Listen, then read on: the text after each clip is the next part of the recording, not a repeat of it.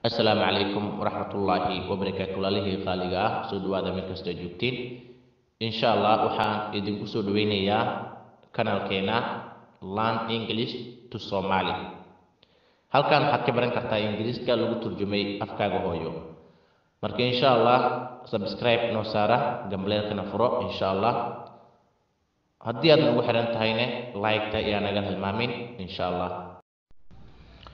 Conversation waa wada sheekaysi. Conversation waa wada sheekaysi.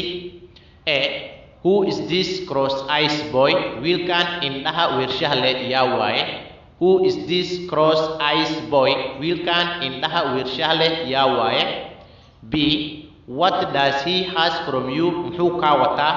What does he has from you? Muxuu kaa wataa?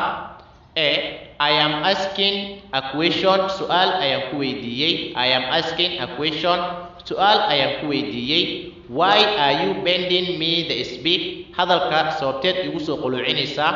Why are you bending me? Sababteed igu soo quluucinaysaa the speak hadalka. B. This is not a question.